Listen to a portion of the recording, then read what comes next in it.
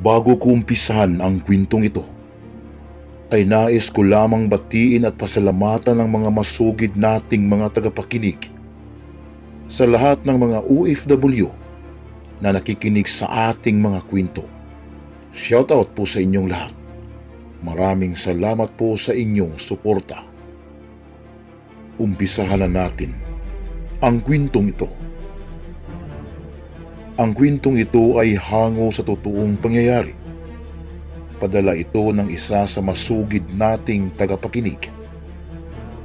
Tawagin na lamang natin siyang Gabriel. Isa siyang sundalo na nakabase sa Mindanao. Hindi na lamang natin banggitin ang eksaktong lugar dahil na rin sa kagustuhan ng ating sender. Ito po ang kanyang kwento. Mapagpalang araw po sa inyong lahat. At sa iyo na rin, Sir Mel. Lalong-lalo na sa mga tagapakinig ng inyong mga kwento. Nais ko lamang ibahagi ang aking karanasan nung ako'y nakabase pa sa Mindanao. Katatapos ko lang makagraduate sa PMA, ay nabigyan ako ng kautosang ma-assign dito sa Mindanao. Nagkaroon ako ng kunting takot dahil tiyak na agad akong mapapalaban. Subalit dahil sa sinumpaan kong tungkulin, ay wala akong nagawa kundi sundin ang utos ng mga nakakataas sa akin. Habang iniimpake ko ang mga dadalhin kong damit, ay naalala ko ang habilin sa akin ng yumao kong lulo na si Lulu Agaton. Ang sabi niya sa akin, pagkaapa ko daw ng Mindanao, ay kaagad kong isuot ang damit na may mga nakasulat na orasyon. Dahil habang suot ko daw ito, ay hindi ako tatablan ng anumang nakakamatay na armas. Dito kasi sa aming lugar, ay naniniwala kami sa mga agimat at anting-anting. Panghuli kong inilagay sa aking bag ang habilin sa akin ni Lulu Agaton, ang damit na may mga nakasulat na orasyon, para madali ko itong bunutin at isuot pagtuntong ko sa lupa ng Mindanao. Mga 3:00 ng hapon, inihatid ako ng aking mga magulang sa pantalan kung saan nakadaong ang barkong aking sasakyan. Nang makaalis na ang barko, ay kaagad kong tinungo ang aking higaan upang makapagpahinga.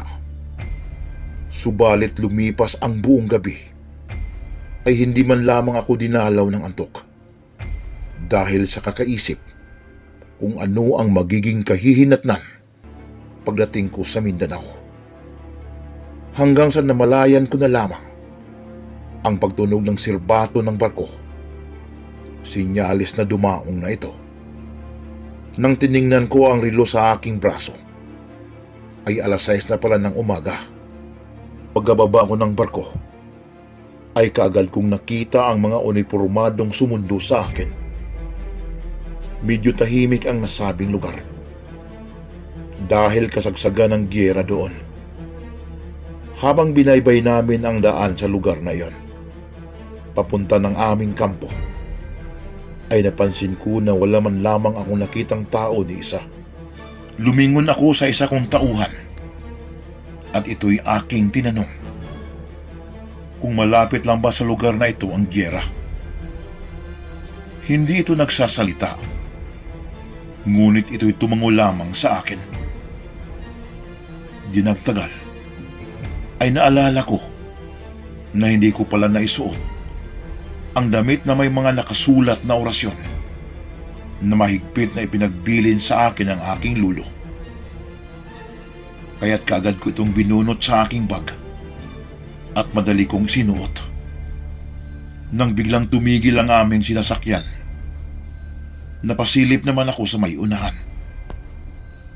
Nakita ko ang isang malaking kahoy na nakaharang sa daan. Akma ko na sanang utusan ang katabi kong tauhan upang ito'y tingnan. Subalit, bigla ako nakarinig ng isang malakas na putok. Napansin ko, Sir Mel, ang pagmanhid ng aking dibdib. Habang ang iba kong mga kasamahan ay nagsitalunan papunta sa kaliwang bahagi ng sasakyan kung saan naroon ang bangin upang sila'y makapagkubli. Nang biglang sumigaw ang isa kong kasamahan na si Corporal Damaso. Nakita kasi niya na umuusok ang aking dibdib dahil sa tama ng mga bala. Doon ko lamang napagtanto na inambos pala kami ng mga rebuilding NPA nang bigla kong naramdaman ang paghapdi ng aking dibdib. Ang buo kong akala ay wakwak ito. Subalit nang ito'y aking kinapa, napansin kong wala itong sugat. Kaya't hinarap ko ang mga kalaban. Nakatayo lamang ako sa ibabaw ng sasakyan habang nakikipagbarilan sa mga kalaban. Napansin kong maraming mga bala ang tumama sa aking katawan. Subalit hindi man lamang ako tinablan. Umabot ng mga 30 minuto ang putukan hanggang sa napaatras ko ang mga kalaban. Nang humupa na ang putukan, ay doon na nagsilabasan ng aking mga kasamahan. Hindi ito nakapagsalita at nagtinginan lamang sa akin na parang hindi makapaniwala sa kanilang nakita. Gumana ang agimat na bigay sa akin ni Lulu Agaton ni hindi man lamang ako nagalusan.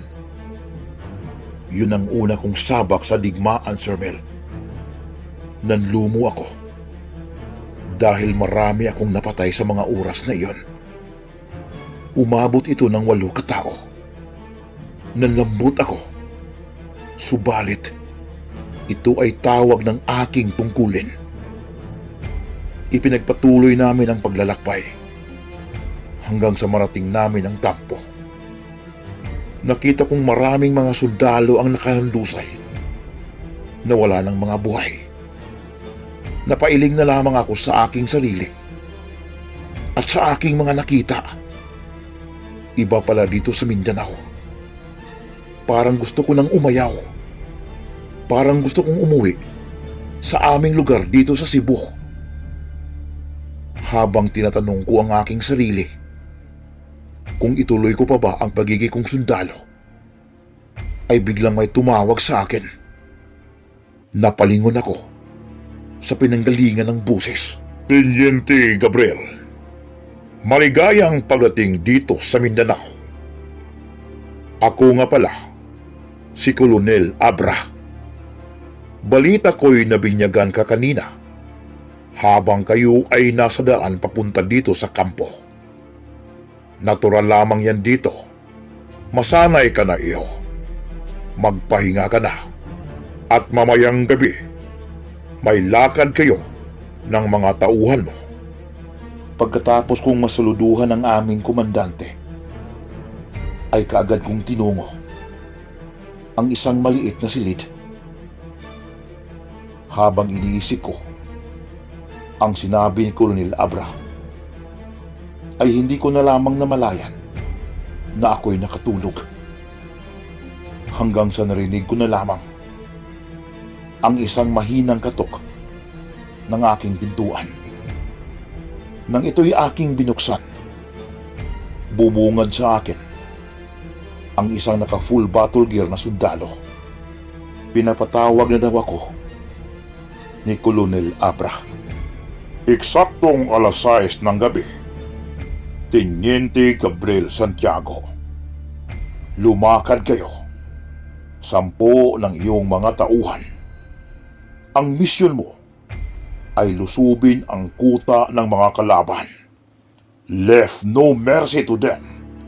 Ubusin ninyo ang mga kalaban natin. Gawin mo ang nararapat. Agad akong tumalima sa utos ni Colonel Abra sa akin. Kaagad naming tinadlas ang kabundukan. Ito ang una kong misyon. Umaasa lamang ako sa mga veterano kong mga kasamahan dahil hindi ko kabisado ang lugar. Mahaba ang aming paglalakad. Hanggang sa may namataan akong mga yapak na sa aking tingin ay bago pa lamang. Kaya't yun ang aming sinundan. Hindi ko napansin na magliliwanag na pala ng mga oras na iyon. Nang bigla akong nagulat, nakita ko ang maraming kubo sa gitna ng kagubatan. Dahan-dahan kaming gumapang hanggang sa makalapit kami sa mga kubo. Nang may bigla akong napansin na papalapit sa amin. Nung una ay hindi kami nakita. Iihi lang pala sana iyon. Nang bigla itong pinaputukan ng aking kasamahan. Doon na nagsimula ang nakakabinging putukan. Nagliliparan ang mga bala sa di malamang direksyon. Hanggang sa nakita ko na natamaan ng 4 sa aking mga kasamahan. At bumulagta ito sa lupa na parehong wala ng buhay. 4 na lamang kaming nakikipaglaban. Alam kong marami din kaming napatay sa hanay ng mga kalaban. Subalit ang hindi ko alam, sobrang dami pala ang aming mga kalaban. Hanggang sa natamaan ang 2 ko namang mga kasamahan. 2 na lamang kaming naiwan ni Corporal Damaso. Tuloy pa rin ang bakbakan hanggang sa nararamdaman ko na parang may tumama sa aking dibdib. Dahan-dahang nawala ang aking paningin. Hindi ko na alam ang mga sumunod na mga pangyayari. Nang muli akong nagkamalay, ay napag-alaman kong pati si Corporal Damaso ay patay na. Nahuli pala ako ng mga kalabang rebelde. Wala akong nakitang sugat sa aking katawan. Subalit maraming mga pasa ang nakapalibot dito. Ngunit ang aking ikinagulat ay wala ang damit na aking suot. Ang damit na may mga nakasulat na orasyon. Ikinulong pala ako ng mga kalaban. Maya-maya ay may mga yapak akong narinig na papalapit sa aking kinaroroonan. Biglang bumukas ang pintuan. Isang payat na lalaki ang bumungad sa akin. Ipinatawag daw ako ng kanilang commander na nagngangalang Commander Lawen.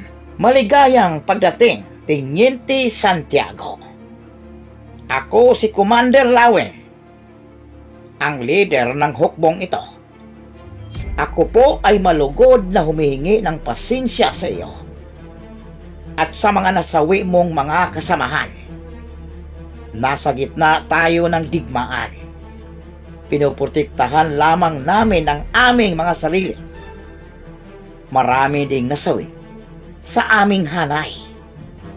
Nakakalungkot lang, Teniente, na sa mura mong edad ay giyera kaagad ang iyong nadatnan. Ipinaglaban lamang namin ang aming mga prinsipyo at ideolohiya. Ang nakakasama lamang ay parehas tayong mga Pilipino nagpapatayan. Hindi maresolba ang problemang ito hanggang hindi gumawa ng hakbang ang gobyerno. Masakit mang sabihin, ay ituloy namin ang aming nasimulan. Paumanhin, Commander Lawen. Ako din po ay sumusunod lamang sa mga kautusan ng mga nakakataas sa akin. Humihingi din ako ng pasensya sa inyo. 10 ng inyong mga nalalagas na mga kasamahan. Ang nais po lamang ng gobyerno ay magkaisa. Subalit gumawa kayo ng karahasan. Maraming mga sundalo ang inyong pinapatay.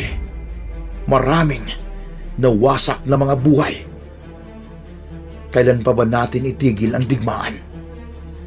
Kailangan bang maubos ang ating mga lahi nang dahil sa mga mali niyong paniniwala? Totoo, Commander, may mga hiningi kayo na hindi kaagad na ibigay ng gobyerno. Subalit hindi patayan ang solusyon nito, kundi mabuting pag-uusap. Pasensya ka na, Teniente Santiago. Kailangan nating putulin ang ating pag-uusap. Sa ibang panahon na lamang natin ipagpatuloy ito. Marami pa tayong dapat pag-usapan, Teniente. Dahan-dahang umalis si Commander Lawen. Batid ko ang kanyang kabaitan. Alam kong dala lamang ito ng kanilang paniniwala. Nakita kong may mga nakatagong kabutihan sa likod ng nag-aalab niyang damdamin kontra sa gobyerno. Nang bigla kong napansin ang isang taong paparating. Bit-bit ang damit kong may mga nakasulat na mga orasyon. Ipinabalik daw ito sa akin ni Commander Lawen. Nang matapos akong mabigyan ng agahan, ay kaagad akong dinalaw ng antok hanggang sa ako'y makatulog. Hindi ko na alam ang mga pangyayari sa paligid hanggang sa may narinig akong mga nagsisigawan. At nang ako'y magising, nakita ko ang mga kalalakihang nag-uumpukan.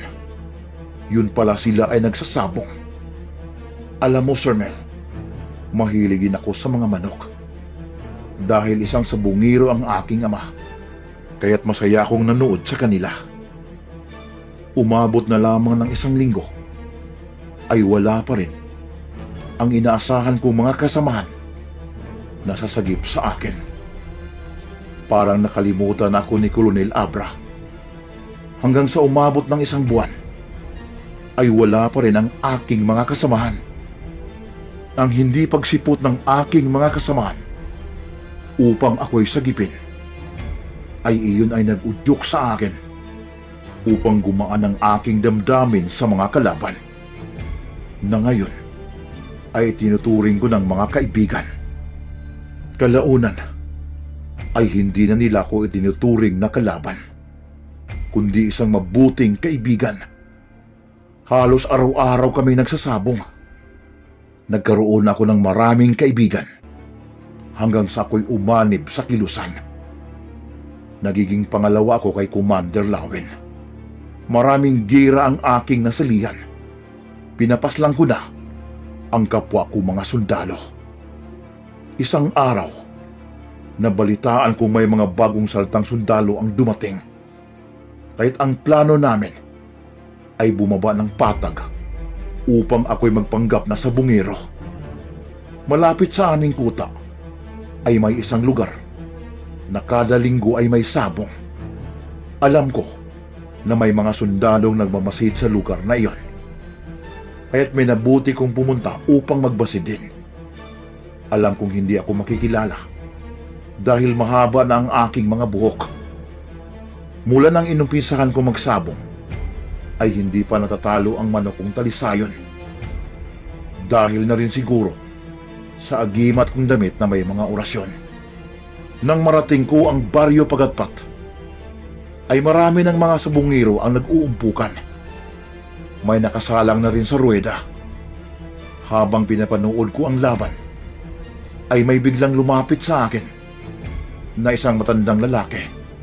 Nagtanong ito sa akin kung ilaban ko ba daw ang dala kong manok. Kaya't nagkayayaan kaming dalawa. Pagkatapos ng naunang laban, ay kami na ang kasunod. Hindi ko akalain na kahit bundok ang lugar na ito, malaki din pala ang pustahan. Nang tinawag na kami ng Koyme, ay kaagad akong pumunta sa gitna ng ruweda. At sa sinyas ng Koyme, ay kaagad kong binitawan ang manok kong talisayon. Kaagad na nagsalpukan ang dalawang manok. Unang nakatama ang aking manok, subalit nakaganti din ng tama ang kalaban. Natamaan ang aking manok sa may tagiliran hanggang sa biglang tumakbo ang aking manok. Napahiya ako, Sir Mel, dahil nagtatawanan ang mga manonood hanggang sa makorner ang aking manok. Tinadtad ito ng atake ng kalabang manok hanggang sa ito'y bumulagta sa lupa at wala ng buhay. Natalo ang aking manok. Hindi ko inakala na malakas pala ang mga manok ng Baryo Pagatpat. Mga kaibigan, pansamantala ko munang puputulin ang kwentong ito. Abangan po ang kasunod na kabanata. Maraming salamat po sa inyong pakikinig. Ito po ang inyong lingkod na magsasabing paalam.